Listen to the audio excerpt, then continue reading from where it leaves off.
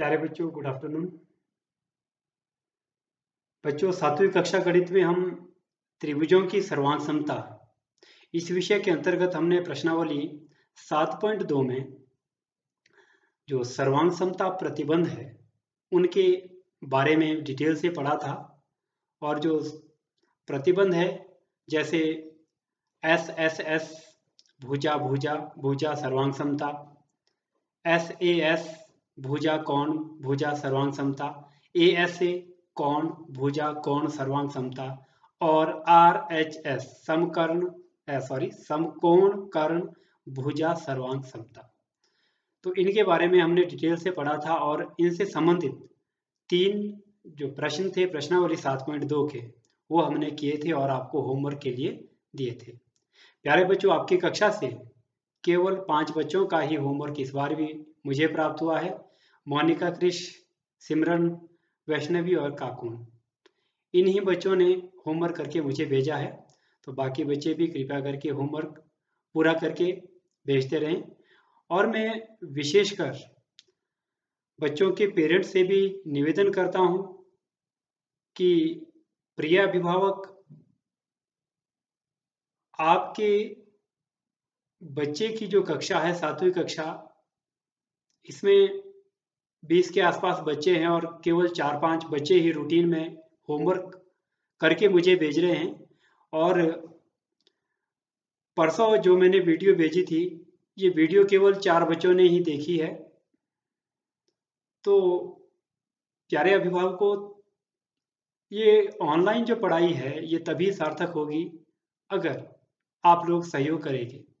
जब तक आप इसमें सहयोग नहीं करेंगे, आप अपने बच्चों की हेल्प नहीं करेंगे, आप अपने सामने बच्चे को फ़ोन पर वीडियो नहीं दिखाएंगे, होमवर्क स्वयं बच्चे को नहीं करवाएंगे और अगर कोई दिक्कत है मुझसे संपर्क नहीं करेंगे, तो ये जो ऑनलाइन पढ़ाई है इसकी सार्थकता शून्य है। तो मैं फिर से आपसे एक बार निवेदन करता हूं कि आप इस ऑनलाइन पढ़ाई में अपने बच्चे का सहयोग करें, हमारा सहयोग करें। विभाग और सरकार बार बार इस बात पर जोर दे रही है कि जो इस सत्र की पढ़ाई है वो अब ऑनलाइन माध्यम से ही होनी है। कब तक लॉकडाउन रहता है कोई पता नहीं।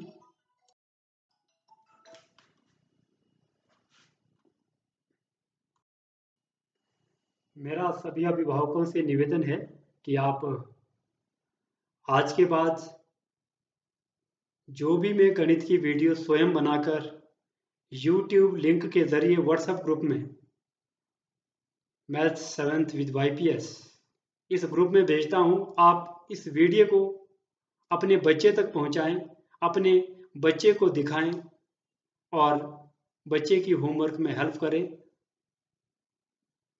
और प्यारे बच्चों, मेरा आपसे भी निवेदन है कि आप जो भी आपको वीडियो में हर तीसरे दिन भेजता हूं, आप उस वीडियो को देखें और प्रश्नों को समझें। जो बातें आपको वीडियो में देखकर समझ नहीं आती है, आप मुझसे संपर्क कर सकते हैं। मैंने वीडियो के साथ ही अपना नंबर लिखा होता है और आप मुझे कभी भी कॉल कर सकते हैं और अपना होमवर्क अपनी फेयर कॉपी में करके उसका फोटो लेकर जो ग्रुप है आपका बना हुआ गणित का, उसमें अवश्य भेजें। तो चलो बच्चों, हम आज का जो विषय है वो शुरू कर लेते हैं। हमने 3 प्रश्न कर लिए थे, हम चौथा प्रश्न शुरू करेंगे प्रश्नावली 7.2 का। बच्चों, प्रश्न नंबर चौथा है, त्रिभुज ABC में कोण A 30 डिग्री, कोण B 40 डिग्री और कोण C 110 डिग्री है।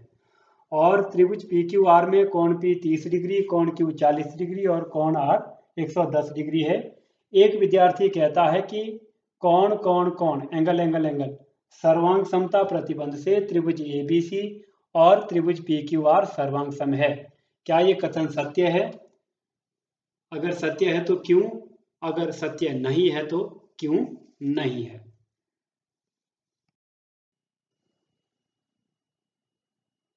देखिए बच्चों, 2 त्रिभुज है। त्रिभुज मैं लेता हूं यहां पर, मान लीजिए ये दो त्रिभुज है,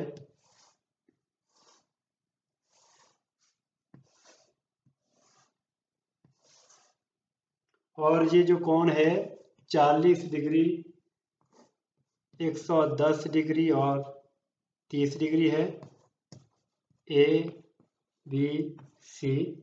और दूसरे में जो पी क्यू आर है, इसके जो कोण है ये 40 डिग्री है, ये 110 डिग्री है और ये 30 डिग्री है।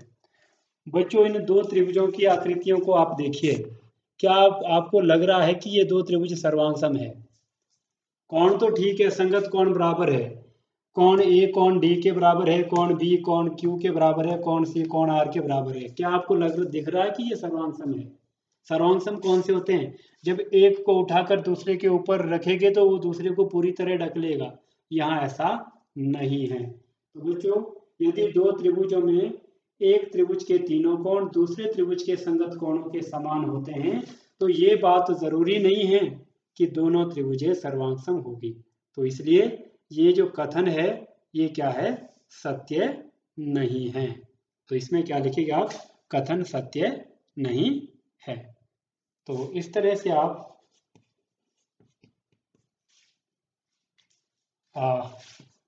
इसी में मैं ऐड कर रहा हूं, कथन सत्य नहीं है, कथन सत्य नहीं है।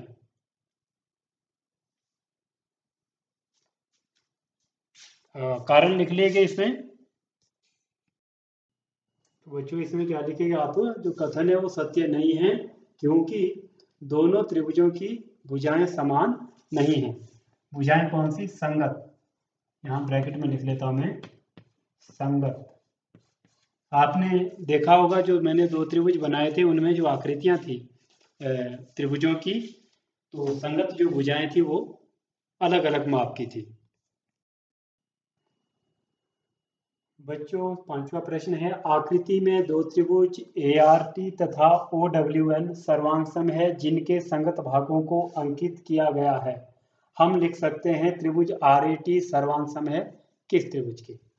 देखिए बच्चों, दो आकृतियों में आपके पास त्रिभुज है और संगत भाग इसके दर्शाए गए हैं। AT भुजा की संगत भुजा ON है, RA की संगत भुजा OW है, कोण N का संगत कोण T है, R का संगत कोण W है और कोण A का संगत कोण O है।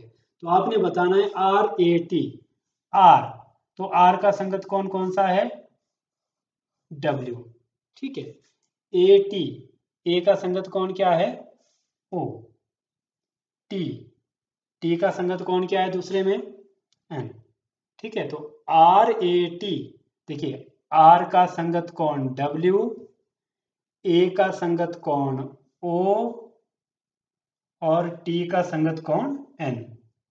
तो किसके सर्वांग सम होगा? RAT WON के। तो इसमें उत्तर क्या लिखेंगे?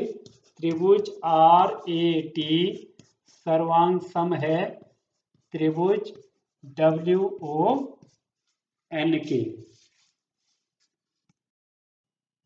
छठा प्रश्न है, कथनों को पूरा कीजिए। त्रिभुज BCA सर्वांग सम है किस त्रिभुज के? वो आपने लिखना है। त्रिभुज QRS सर्वांग सम है कौन से त्रिभुज के? ये आपने लिखना है।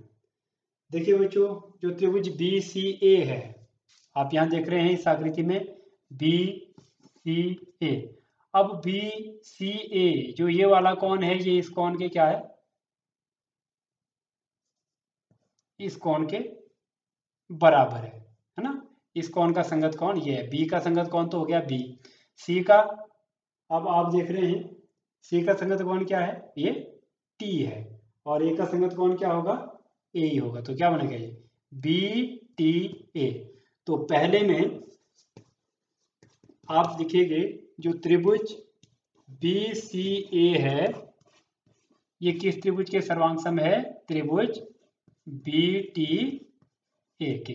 ये BCA ये वाला त्रिभुज, ये किस त्रिभुज के सर्वांग सम है? ये जो ऊपर वाला त्रिभुज है ये इसके सर्वांग सम है। BTA के। ये तो हो गया पहला। और दूसरे में क्या है, त्रिभुज QRS। QRS, अब Q का संगत कौन यहाँ पर क्या है, T है। देखिए ये Q, ये T, ये एक जैसे हैं, निशान यहाँ लगे इसका मतलब ये संगत है। तो Q का संगत कौन क्या है, T। दूसरा R, और ये R आप देख रहे हैं यहाँ दो आर्क बने हैं तो यहाँ भी दो, तो R का संगत कौन क्या है, P। और तीसरा है S, और S का संगत कौन क्या बचेगा अपने आप, Q। तो TPQ आएगा इसमें।